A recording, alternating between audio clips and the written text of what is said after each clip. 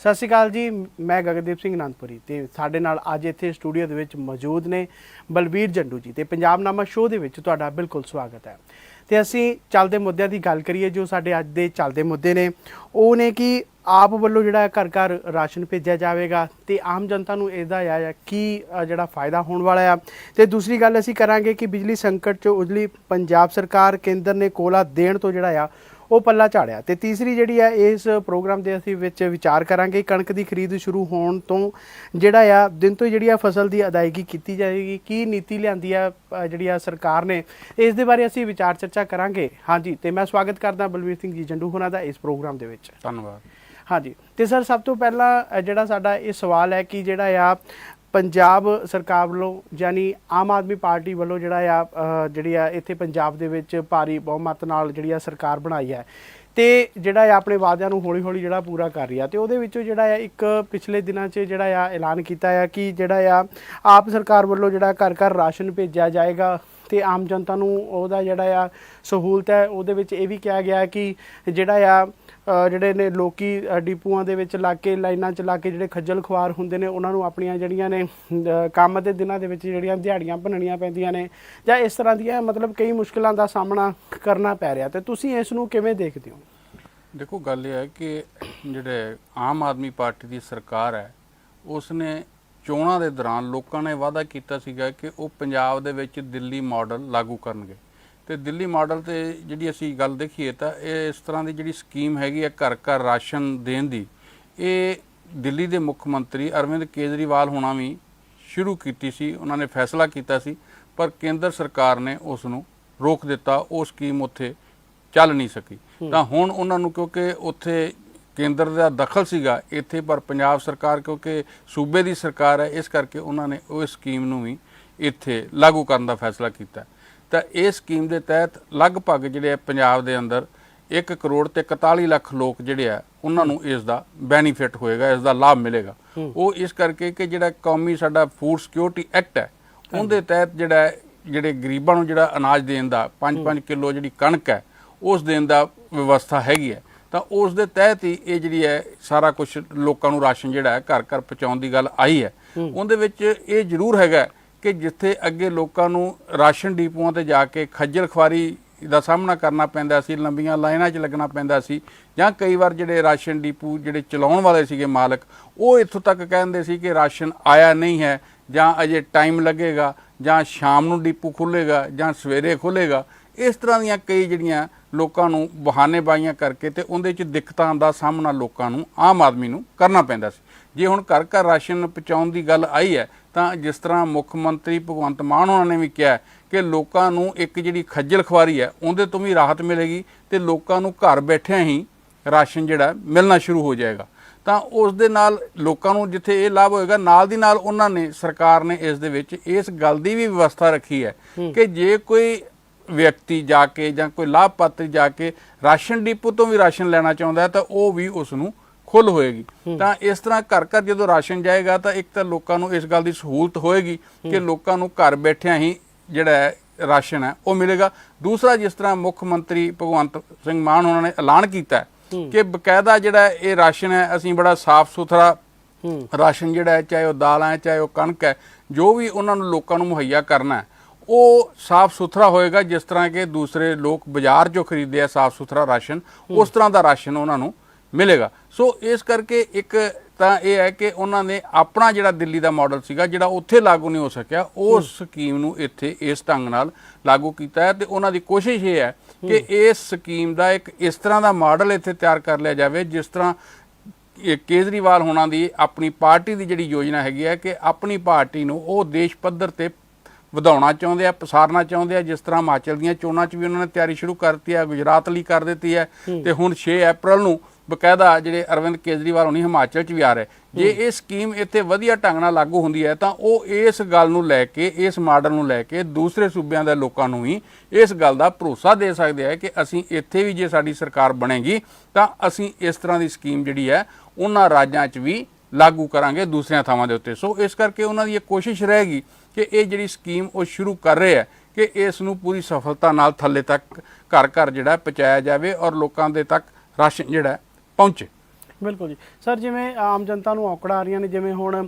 ਅਕਾਲੀ ਦਲ ਨੇ 2 ਰੁਪਏ ਕਿਲੋ ਜਿਹੜਾ ਆਟਾ ਤੇ 20 ਰੁਪਏ ਕਿਲੋ ਦਾਲ ਦੀ ਜਿਹੜੀ ਇੱਕ ਜਿਹੜੀ ਇਹ ਚਲਾਈ ਸੀਗੀ, ਤੇ ਉਹਦੇ ਵਿੱਚ ਵੀ ਜਿਹੜਾ ਆਮ ਲੋਕਾਂ ਦਾ ਕਹਿਣਾ ਉਹਨਾਂ ਨੂੰ ਦਿੱਕਤਾਂ ਪਰੇਸ਼ਾਨੀਆਂ ਆ ਰਹੀਆਂ ਕਿ ਇੱਕ ਜ਼ਿਲ੍ਹੇ ਨੂੰ ਜਿਹੜੀ ਆ ਸਿਰਫ ਇੱਕ ਮਸ਼ੀਨ ਜਾਂ 2 ਮਸ਼ੀਨਾਂ ਦਿੱਤੀਆਂ ਜਾਂਦੀਆਂ, ਜਿਹਦੇ ਵਿੱਚ 24-25 ਪਿੰਡ ਹੁੰਦੇ ਨੇ, ਤੇ ਉਹਨਾਂ ਦੇ ਵਿੱਚ ਉਨਾ ਕੀ ਲੋਡ ਪਵਾਇਆ ਜਾਂਦਾ ਜਿੰਨਾ ਉਹਨਾਂ ਕੋਲ ਹੁੰਦਾ, ਤੇ ਉਸ ਤੋਂ ਬਾਅਦ 'ਚੋਂ ਜਦੋਂ ਆਮ ਜਨਤਾ ਰਹਿ ਜਾਂਦੀ ਆ ਤਾਂ ਉਹਨਾਂ ਨੂੰ ਜਿਹੜਾ ਆ ਰਾਸ਼ਨ ਨਹੀਂ ਮਿਲਦਾ ਜਾਂ ਕਣਕ ਨਹੀਂ ਮਿਲਦੀ। ਇਸ ਤਰ੍ਹਾਂ ਜਾਂ ਭ੍ਰਸ਼ਟਾਚਾਰ ਨੂੰ ਵੀ ਜਿਹੜਾ ਆ ਵਧਾਵਾ ਵੱਧ ਸਕਦਾ ਹੈ, ਜਾਂ ਮਤਲਬ ਇਸ ਤਰ੍ਹਾਂ ਦੀਆਂ ਕੋਈ ਹੋਰ ਪਰੇਸ਼ਾਨੀਆਂ? ਨਹੀਂ, ਇਹ ਤਾਂ ਦੇਖੋ ਜਦੋਂ ਸਕੀਮ ਅੱਗੇ ਤੁਰੇਗੀ ਕਿ ਸਰਕਾਰ ਉਸ ਢੰਗ ਨੂੰ ਕਿਸ ਤਰ੍ਹਾਂ ਦਾ ਉਹਦਾ ਮੈਕੈਨਿਜ਼ਮ ਬਣਾਉਂਦੀ ਹੈ, ਕਿਸ ਤਰ੍ਹਾਂ ਦਾ ਉਹਦੇ ਲਈ ਢੰਗ ਤਰੀਕਾ ਵਰਤਦੀ ਹੈ, ਇਹ ਤਾਂ ਉਦੋਂ ਗੱਲ ਸਾਹਮਣੇ ਆਏਗੀ। ਕਿਉਂਕਿ ਅੱਗੇ ਲੋਕਾਂ ਨੂੰ ਇਸ ਗੱਲ ਦੀ ਪਰੇਸ਼ਾਨੀ ਤਾਂ ਹੈਗੀ ਹੈ ਜਿਹੜੀ ਤੁਸੀਂ ਗੱਲ ਕਰਦੇ ਆ, ਕਿਉਂਕਿ ਜਿਹੜਾ ਰਾਸ਼ਨ ਡਿਪੂਆਂ ਤੇ ਜਾਂਦਾ ਉਹ ਸਾਰੇ ਲੋਕਾਂ ਕੋਲੇ ਨਹੀਂ ਪਹੁੰਚਦਾ, ਤਾਂ ਇਸ ਗੱਲ ਦੀ ਦਿੱਕਤ ਤਾਂ ਲੋਕਾਂ ਨੂੰ ਹੈਗੀ ਹੈ। ਔਰ ਭ੍ਰਿਸ਼ਟਾਚਾਰ ਵੀ ਇਸ ਮਾਮਲੇ 'ਚ ਹੈਗਾ, ਕੋਈ ਇਸ ਗੱਲ 'ਚ ਦੂਜੀ ਰਾਏ ਨਹੀਂ ਹੈ। ਪਰ ਇਹ ਜ਼ਰੂਰ ਹੈ ਕਿ ਹੁਣ ਜਿਹੜੀ ਸਰਕਾਰ ਹੈ ਉਹ ਜਿਸ ਤਰ੍ਹਾਂ ਭਗਵੰਤ ਮਾਨ ਹੋਣੀ ਕਹਿੰਦੇ ਆ ਕਿ ਸਾਡੇ ਇਮਾਨਦਾਰੀ ਨਾਲ ਅਸੀਂ ਲੋਕਾਂ ਦੀ ਸੇਵਾ ਕਰਨਾ ਚਾਹੁੰਦੇ ਹਾਂ,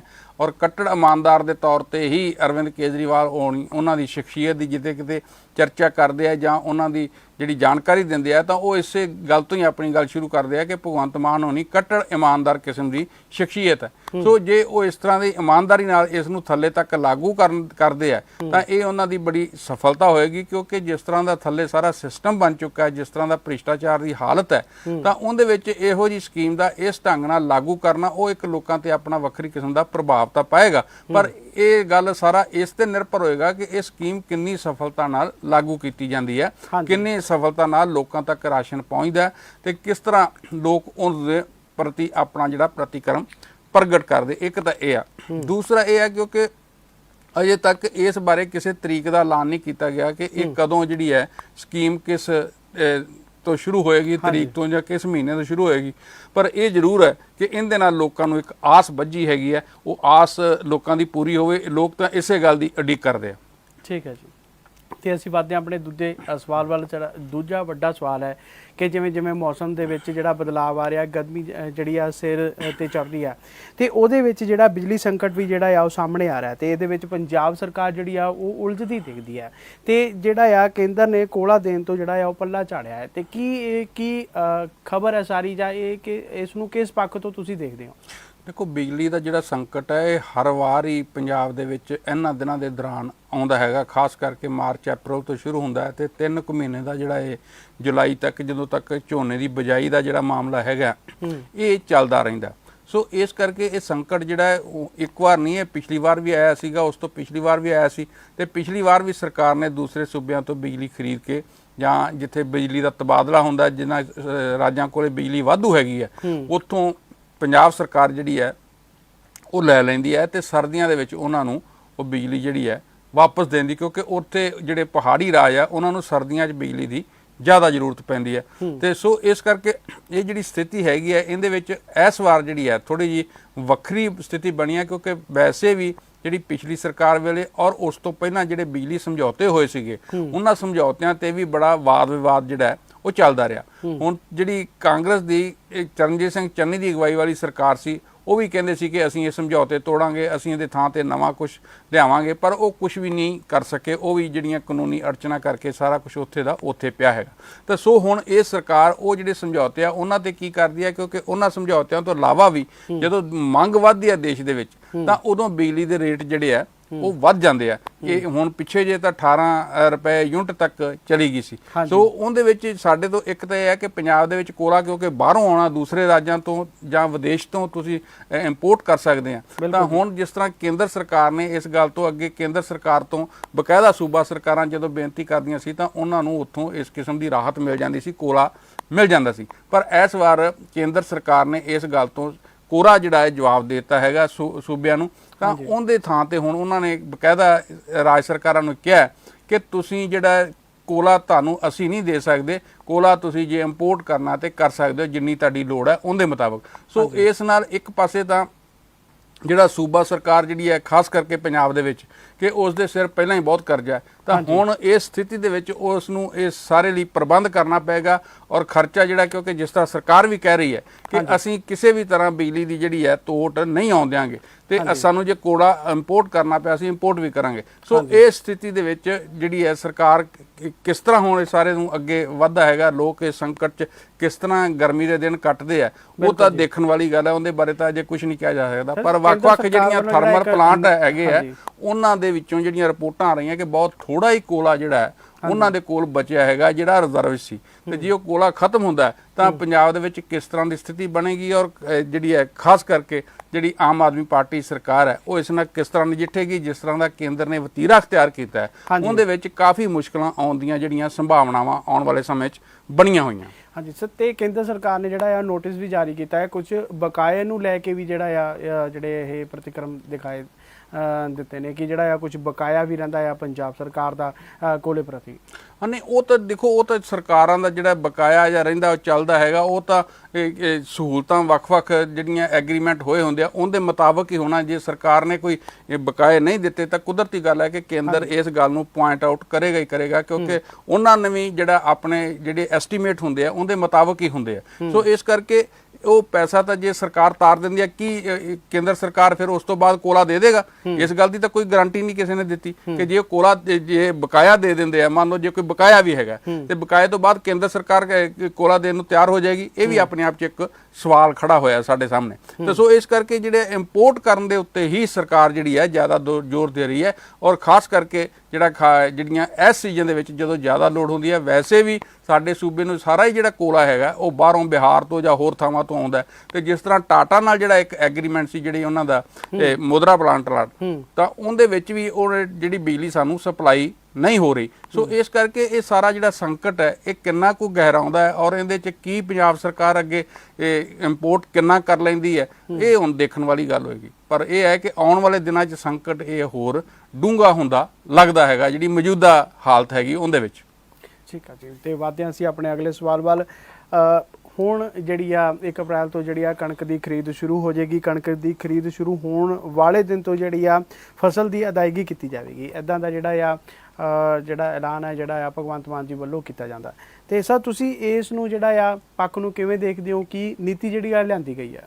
ਉਹਦੇ ਵਿੱਚ? ਅਸਲ 'ਚ ਇਸ ਤਰ੍ਹਾਂ ਹੈਗਾ ਕਿ ਪਿਛਲੀ ਵਾਰ ਵੀ ਜਦੋਂ ਕਿਸਾਨ ਅੰਦੋਲਨ ਚੱਲਦਾ ਸੀਗਾ ਔਰ ਬਕਾਇਦਾ ਖੇਤੀ ਕਾਨੂੰਨ ਜਿਹੜੇ ਹੈ ਕੇਂਦਰ ਸਰਕਾਰ ਵੱਲੋਂ ਬਣਾਏ ਗਏ ਸੀ, ਤਾਂ ਉਦੋਂ ਵੀ ਇਸ ਪਿਛਲੀ ਵਾਰ ਵੀ ਖਾਸਾ ਇਸ ਗੱਲ ਦੇ ਉੱਤੇ ਵਾਦ ਵਿਵਾਦ ਹੋਇਆ ਸੀਗਾ। ਇਸ ਵਾਰ ਵੀ ਹੁਣ ਜਦ ਆਮ ਆਦਮੀ ਪਾਰਟੀ ਆ ਉਹਨੇ ਐਲਾਨ ਕੀਤਾ ਹੈਗਾ ਕਿ ਅਸੀਂ ਹਰ ਮਤਲਬ ਕੋਸ਼ਿਸ਼ ਕਰਾਂਗੇ ਕਿ ਜਿਸ ਦਿਨ ਕਣਕ ਦੀ ਵਿਕਰੀ ਹੁੰਦੀ ਹੈ ਉੱਥੇ ਖਰੀਦੀ ਜਾਂਦੀ ਹੈ, ਸਰਕਾਰ ਖਰੀਦ ਲੈਂਦੀ ਹੈ, ਕਿ ਉਸ ਦੀ ਅਦਾਇਗੀ ਉਸੇ ਦਿਨ ਕੀਤੀ ਜਾਵੇ। ਤਾਂ ਉਸ ਦੇ ਲਈ ਬਕਾਇਦਾ ਉਹਨਾਂ ਨੇ ਆਨਲਾਈਨ ਜਿਹੜਾ ਸਿਸਟਮ ਹੈ, ਜਿਸ ਤਰ੍ਹਾਂ ਪਿਛਲੇ ਸਾਲ ਉਹਨਾਂ ਨੇ ਕੀਤਾ ਸੀਗਾ ਕਿ ਫਰਦਾਂ ਦੇ ਜਿਹੜੀ ਹੈ ਜ਼ਮੀਨ ਕਿਹਦੇ ਨਾਂ ਹੈਗੀ, ਉਹਦੀਆਂ ਜਿਹੜੀਆਂ ਗਿਰਦਾਵਰੀਆਂ ਹੈਗੀਆਂ, ਉਹ ਸਾਰਾ ਕੁਝ ਸਿਸਟਮ ਜਿਹੜਾ ਆਨਲਾਈਨ ਹੈਗਾ। ਤੇ ਉਹ ਜਿਹੜੀ ਬਕਾਇਦਾ ਅਦਾਇਗੀ ਵੀ ਹੋਣੀ ਹੈ ਉਹ ਆੜ੍ਹਤੀਆਂ ਨੂੰ ਨਹੀਂ ਹੋਣੀ, ਉਹ ਕਿਸਾਨਾਂ ਦੇ ਸਿੱਧੇ ਖਾਤਿਆਂ ਦੇ ਵਿੱਚ ਜਾਏਗੀ। ਇੱਕ ਤਾਂ ਇਹ ਹੈ। ਦੂਸਰਾ ਉਹਨਾਂ ਨੇ ਜਿਹੜੀ ਨੀਤੀ ਹੈ ਕਿ ਲਈ ਵੀ ਜਿਹੜੀ 22-23 ਦੀ ਖਰੀਦ ਹੈ ਉਹਦੇ ਵਿੱਚ ਵੱਖ-ਵੱਖ ਜਿਹੜੀਆਂ ਪੰਜਾਬ ਦੀਆਂ ਏਜੰਸੀਆਂ, ਚਾਹੇ ਉਹ ਮਾਰਕਫੈਡ ਹੈ ਚਾਹੇ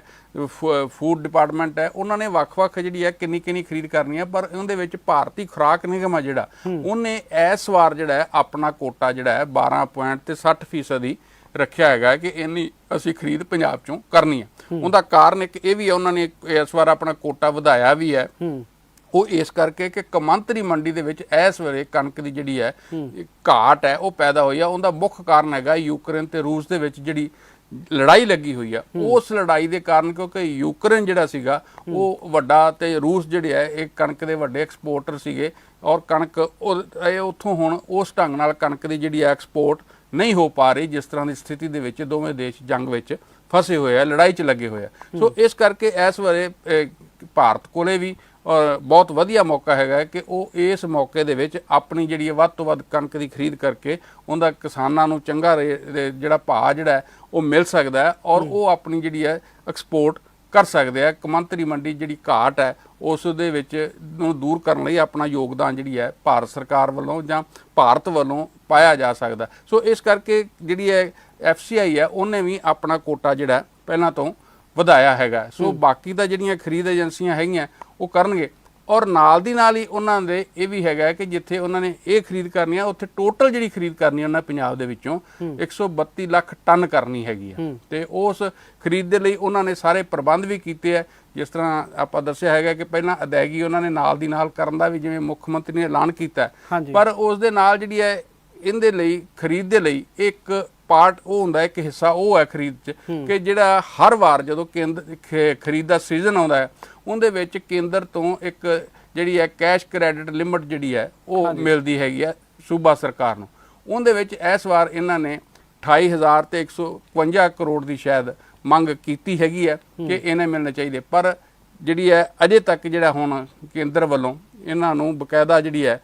24,773 ਕਰੋੜ ਰੁਪਏ ਦੀ ਰਕਮ ਜਿਹੜੀ ਹੈ ਉਹ ਜਾਰੀ ਹੋ ਗਈ ਹੈ ਜਿਹੜੀ ਕਣਕ ਦੀ ਖਰੀਦ ਦੇ ਲਈ, ਔਰ ਬਾਕੀ ਦੀ ਜਿਹੜਾ ਬਕਾਇਆ ਉਹਦੀ ਰਕਮ ਹੈਗੀ ਆ ਉਹ 1 ਮਈ ਤੋਂ ਜਿਹੜੇ ਮਈ ਦੇ ਮਹੀਨੇ 'ਚ ਉਹ ਮਿਲਣੀ ਹੈਗੀ। ਸੋ ਇਸ ਕਰਕੇ ਇਹ ਜਿਹੜੀ ਹੈ ਕਣਕ ਦੀ ਖਰੀਦ ਹੈ ਉਹ ਹੁਣ ਜਿਹੜੀ ਸਾਰੀ ਇਸ ਗੱਲ ਤੇ ਨਿਰਭਰ ਹੈ ਕਿ ਨਾਲ ਦੀ ਨਾਲ ਜਿਹੜੀ ਨੀਤੀ ਦੇ ਵਿੱਚ ਉਹਨਾਂ ਨੇ ਇਹ ਵੀ ਸਪਸ਼ਟ ਕੀਤਾ ਹੈਗਾ, ਪੰਜਾਬ ਸਰਕਾਰ ਨੇ ਥੱਲੇ ਹਦਾਇਤਾਂ ਵੀ ਦਿੱਤੀਆਂ ਹੈਗੀਆਂ ਜਿਹੜੀ ਸਰਕਾਰੀ ਮਸ਼ੀਨਰੀ ਹੈਗੀ ਆ ਉਹਨਾਂ ਨੂੰ, ਔਰ ਖਾਸ ਕਰਕੇ ਜਿਹੜੀ ਖਰੀਦ ਨਾਲ ਜੁੜੇ ਹੋਏ ਲੋਕ ਹੈ ਉਹਨਾਂ ਨੂੰ, ਕਿ ਉਹਨਾਂ ਦੀਆਂ ਛੁੱਟੀਆਂ ਵੀ ਉਹਨਾਂ ਨੇ ਰੱਦ ਕਰ ਦਿੱਤੀਆਂ। ਔਰ ਰੱਦ ਛੁੱਟੀਆਂ ਇਸ ਕਰਕੇ ਕੀਤੀਆਂ ਕਿ ਕਣਕ ਦੀ ਜਿਹੜੀ ਖਰੀਦ ਹੈ ਉਹਦੇ ਵਿੱਚ ਕਿਸੇ ਤਰ੍ਹਾਂ ਦੀ ਕੋਈ ਦੇਰੀ ਨਾ ਹੋਵੇ, ਕੋਈ ਢਿੱਲ ਨਾ ਆਵੇ, ਤੇ ਇਸ ਕਰਕੇ ਜਿਹੜੇ ਛੁੱਟੀਆਂ ਦੇ ਦਿਨਾਂ ਦੇ ਵਿੱਚ ਵੀ ਜਿਹੜੀ ਹੈ ਕਣਕ ਦੀ ਖਰੀਦ ਜਿਹੜੀ ਹੈ ਉਹ ਬਕਾਇਦਾ ਮੰਡੀਆਂ 'ਚੋਂ ਹੁੰਦੀ ਰਹੇਗੀ। ਔਰ ਕਿਸਾਨਾਂ ਨੂੰ ਕੋਸ਼ਿਸ਼ ਹੈ, ਕਿਉਂਕਿ ਆਮ ਆਦਮੀ ਪਾਰਟੀ ਨੇ ਜਿਸ ਢੰਗ ਨਾਲ ਖੇਤੀ ਦੇ ਬਾਰੇ ਉਹਨਾਂ ਦੀ ਅਪਰੋਚ ਹੈ ਜਾਂ ਕਿਸਾਨਾਂ ਦੇ ਬਾਰੇ ਉਹਨਾਂ ਦੀ ਸੋਚ ਹੈ, ਸਮਝ ਹੈ, ਤਾਂ ਉਹ ਉਹਨਾਂ ਦੀ ਕੋਸ਼ਿਸ਼ ਹੈ ਕਿ ਕਿਸਾਨਾਂ ਨੂੰ ਜਿਹੜੀ ਹੈ